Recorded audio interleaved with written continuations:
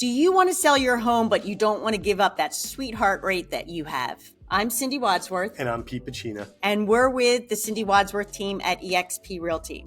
So a lot of times when we go out on listing appointments to talk to people who want to sell, they're like, listen, we want to sell. We want to downsize. We're tired of taking care of all of the upkeep on this house, or we're bursting at the seams. We want to, get something bigger. Need more space. But the biggest thing that they come back to is we refied a couple years ago and we don't want to give up that 2 to 3% interest rate that they got to move to the home that they really would like to live in because it's a higher interest rate. Yeah, and it's a big challenge, right? Because if you don't have to move, it's really hard to give up that lower payment each month. So one of the best ways to go about it is to find out if you can keep that first house, turn it into a rental, use the income to qualify for your next house. Yeah. Now you get the beauty of the best of both worlds, because that first home, that mortgage payment is going to be much lower compared to where the rent payments are today. Yeah. Rent payments are through the roof. They are through the roof. Sometimes actually finding a rental is harder than finding a house to buy because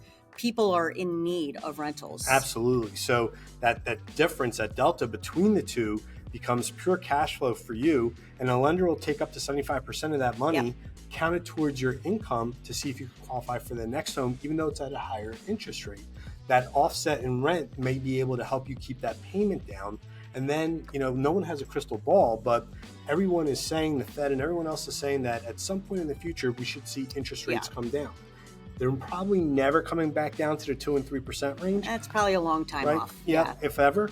However, they'll probably sneak back into that 5 range. And if they do, you can then refi that second home at the lower rate and have a bonus. But don't bank on that, because there's no crystal ball to say whether or not that can happen.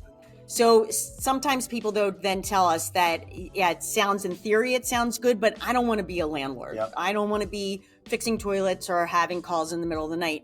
And our answer to that is you can hire a property management company. And typically, a property management company charges 8 to 10% of the monthly rate. So the payment to them is so low, and your rent that you can get is so much higher. And you're also gaining the appreciation on your current home. You can buy the home that you want right now, gain appreciation on that in today's market, as well as continue to gain the appreciation on your current home. Yep. That it just makes sense. Absolutely. You're continuing to build up equity. You're paying down the mortgage on both.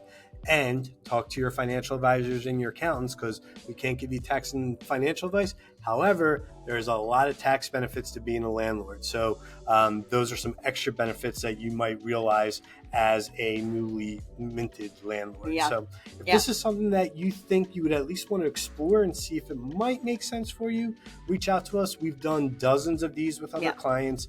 We have a property management company that we can give some information to you about how that process works as well. And we'll just walk through the process, because it's not right for everyone, but it might be right for you. Yeah. Until next time, thanks so much. Bye.